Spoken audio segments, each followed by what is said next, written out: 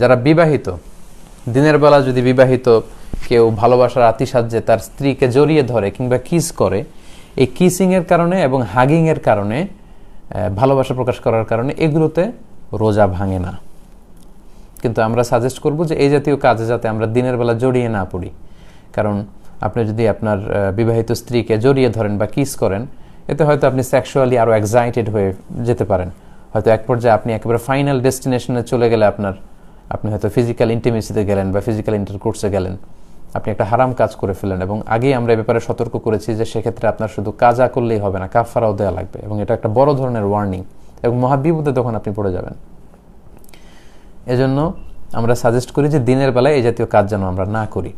তারপরেও কেউ যদি ভালোবাসার আতিশায্যে দিনের বেলায় আপনার স্ত্রীকে যদি আপনি জড়িয়ে ধরেন বা চুমু খান, এতে কিন্তু আপনার রোজা ইনশাআল্লাহ ভাঙবে না।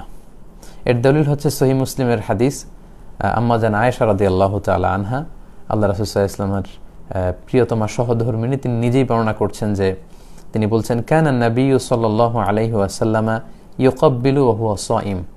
আল্লাহ রাসূল সাল্লাল্লাহু আলাইহি ওয়াসাল্লাম রমাদান মাসে দিনের বেলায় আমাকে চুমু দিতেন, ওয়া ইউবাশিরু ওয়া হুয়া সাইম, এবং তিনি আমাকে জড়িয়ে ধরতেন, আগলে রাখতেন রোজা রাখা অবস্থায়। তো এটাই প্রমাণ করে যে চুমু দিলে বা স্ত্রীকে জড়িয়ে ধরলে, কিস করলে বা হাগ করলে, এতে করে কিন্তু আপনার রোজা ভাঙবে না। তবে আমরা এটাকে সাজেস্ট করি না, যেহেতু এটার কারণে আপনি সেক্সুয়ালি এক্সাইটেড হয়ে যেতে পারেন এবং আপনি বড় ধরনের কবিরা গুনাহে লিপ্ত হয়ে যেতে পারেন। তবে কারো যদি নিজের ওইরকম কন্ট্রোল থাকে, তাহলে এরকম ঘটনা যদি ঘটে যায়, তাহলে আপনার রোজা ভাঙবে না ইনশাআল্লাহ। সম্মানিত সুধী, আপনারা শেয়ার করে দিবেন। শেয়ার করার মধ্য দিয়ে অন্যান্য ভাইরাও আলোচনাটি শুনতে পারবে। সাদাকায়ে জারিয়ার সওয়াব আপনারা থাকবেন। আল্লাহ তাআলা আপনাদের সবাইকে ভালো রাখুক, সুস্থ রাখুক, ঈমানের সাথে রাখুক।